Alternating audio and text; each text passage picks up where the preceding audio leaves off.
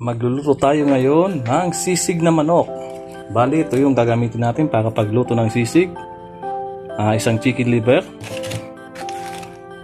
At mayroon din tayo ditong chicken heart, yung puso ng manok.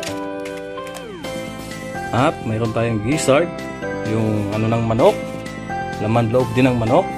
At mayroon din tayong isang sibuyas, bawang. Mayroon din tayong black pepper. At syempre, hindi maalis yung mayonnaise natin. At yung mantika. Meron tayong isang ginisa mix.